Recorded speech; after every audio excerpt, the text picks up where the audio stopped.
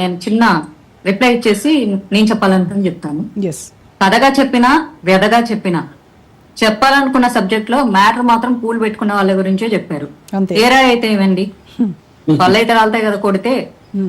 ఇప్పుడు చిన్నరాయి పెట్టి కొడితే ఒక పన్ను రాలుతుంది. నేను కథ విన్నానండి, నేను కథ విన్నాను. చర్చి బయట పూలు అమ్ముకునేవాడి స్టోరీ చెప్పాడు. ఆ స్టోరీ నేను చెప్తాను ఇప్పుడు. సో లోపలికి వెళ్ళే వాళ్ళందరూ ఇంతమంది ఆడవాళ్ళు ఉన్నారు, ఒక్కళ్ళు కూడా పూలు కొనలేదు ఏంటి అని చెప్పేసి ఆశ్చర్యపోయాడు. పూలు అమ్ముకునేవాడు చర్చి బయట. మా వాళ్ళు ఎవరు కొనుక్కోరు, ఆ బజార్లో వెళ్ళే వాళ్ళు కొనుక్కుంటారు. సో ఆ స్త్రీలందరూ ఇంతకు ముందు మేబీ ఒక నెల క్రితమో లేకపోతే ఒక సంవత్సరం క్రితమో ఓ 2 సంవత్సరాల క్రితమో అందరూ హిందూ ధర్మంలో ఉన్న వాళ్ళే, అందరూ పూలు పెట్టుకున్న వాళ్ళే. వాళ్ళందరూ ఈ చర్చిలకు వెళ్ళడం మొదలు పెట్టాక మేబీ ముండమోసినట్లు ఉన్నారు. యాక్చువల్లీ ఈ ముండమోపితనం అనేది హిందూ సంప్రదాయంలో బేసిక్ గా కూడా లేదు. రామాయణ మహాభారతాల్లో కూడా భర్త చనిపోతే అలా ముండమోసినట్లు ఎక్కడ మనకు చరిత్రలు లేవు. అవి కాలానుగుణంగా సమాజంలో వచ్చినవి. సో కేవలం చర్చికి వెళ్ళిన తర్వాత వీళ్ళు అలా తయారయ్యారు. అంటే మామూలుగా ఏంటి, ఓ మగవాడిలో ఫీలింగ్స్ చచ్చిపోతే పువ్వుల్ని అమ్మాయిల్ని చూపించండి అంటారు. దీని మీద డైలాగ్ కూడా ఉంది. అంటే కాస్త సున్నితత్వాన్ని తెచ్చుకుంటారని చెప్పేసి ఈ చర్చికి వెళ్ళిన ఆడవాళ్ళు సున్నితత్వాన్ని మర్చిపోయారు. సహజంగా ప్రకృతిలో ఉన్నటువంటి పూలని స్త్రీలతో పోలుస్తారు. పువ్వులు స్త్రీలు ఒకటని కూడా చెప్తారు. ఎందుకంటే అవి చాలా సున్నితంగా ఉంటాయి, చాలా అందంగా ఉంటాయి. ఈ రెండు ఒకటే అంటారు. ప్రకృతి స్త్రీ అయినప్పుడు ఆ ప్రకృతిలో ఉండే ప్రతిదీ స్త్రీ తత్వంతోనే పోలుస్తారు. అది క్రిస్టియన్ మహిళ, ముస్లిం మహిళ, ఇంకో మహిళ కాదు, మహిళే ఆమె సున్నితత్వాన్ని పొంది ఉంటది.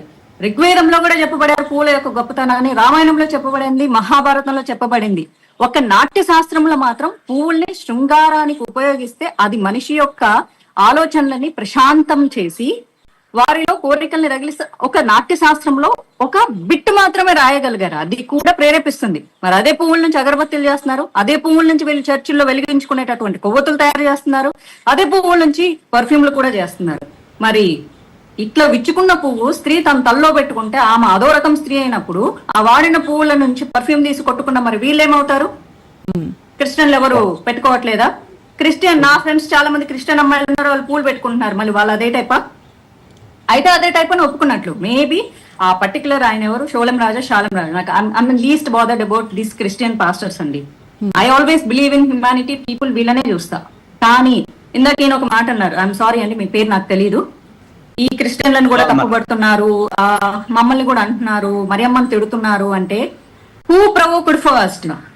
మీరు రాముని తిట్టారు, మీరు సీతమ్మని తిట్టారు, మీరు కృష్ణుని తిట్టారు.